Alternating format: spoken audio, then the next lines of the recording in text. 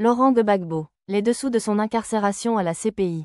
Ancien président de la Côte d'Ivoire du 26 octobre 2000 au 11 avril 2011 selon sa page Wikipédia, Laurent Gbagbo refusa de céder face à la victoire du président actuel Alassane Ouattara, plongeant ainsi la Côte d'Ivoire dans une guerre qui durera 5 années. Faisant ainsi 3000 morts selon la communauté internationale et plein d'autres exilés.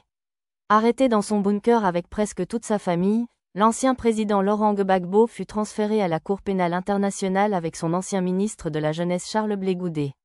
Il y passa ainsi 10 ans de leur vie avant d'être acquitté en janvier 2019. De retour sur sa terre natale en grande pompe, l'homme d'État âgé aujourd'hui de 79 ans n'a pas du tout raccroché avec la vie politique. Il a toujours clamé dans ses meetings être le gagnant de l'élection en 2010. Un témoignage de son ancien conseiller français proche de Nicolas Sarkozy vient aujourd'hui jeter le doute sur les motifs réels de son arrestation en 2011. Crédible ou témoin manipulé, nul. Monsieur Perelman, vous m'offrez l'opportunité de laver ma conscience. J'ai été l'acteur et le témoin de toutes les relations entre la France et la Côte d'Ivoire en ces heures troubles, difficiles. J'ai vu que Jacques Chirac et Dominique ont été d'une ingratitude à nul autre pareil.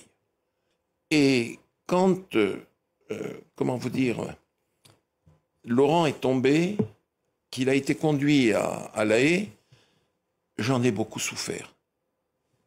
Personnellement et dans ma famille, j'en ai souffert terriblement. Vous vous sentiez coupable? Comment vous dire? Oui. Complice. D'une trahison? D'une trahison. Mais j'étais contre cela. Les derniers moments de la présidence de Gbagbo, je les ai vécus avec Nicolas Sarkozy. Et là, les choses se sont compliquées. Les élections sont là. Et Laurent avait gagné les élections. Nous savons qu'il les avait gagnées. Comme Jean Ping les avait gagnées en 2016 à Libreville. Là, Gbagbo avait gagné les élections. Pas Ouattara. Pas Ouattara. Le Conseil constitutionnel a dit que c'était Laurent le vainqueur. Vous connaissez la dispute, mais bon. Ok, passons. Et le président Sarkozy me fait venir à l'Élysée et il me dit « Il va falloir que tu appelles ton ami Gbagbo et que tu lui dises d'accepter de partir. Il aura un statut d'ancien chef d'État, 30 millions CFA, voiture, escorte, et s'il veut, comme il est professeur d'histoire, on lui trouvera une chaire, il pourra se déplacer à travers le monde. » Je lui dis « Il n'y a pas de problème. » Il me dit « Va dans le bureau de Claude et tu appelles Gbagbo. » J'ai appelé Laurent. L'aide de camp, le colonel, me l'a passé. Laurent Gbagbo me dit « Alors Bob, comment va ?» Je lui dis « Laurent, ça fait des années qu'on se connaît. Je te passe un message du président Sarkozy. Je suis dans le bureau de Claude Guéant. Il te demande ceci, ceci, cela. Ce que je viens de dire.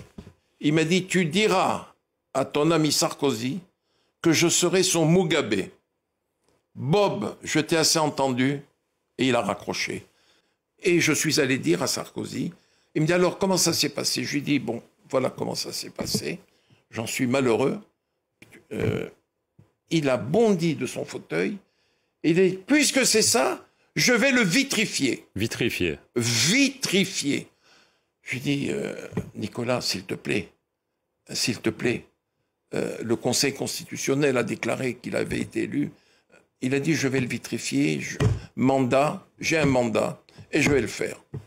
Et le lendemain ou le surlendemain, Laurent était tombé, conduit comme nous l'avons vu et su, à La Haye.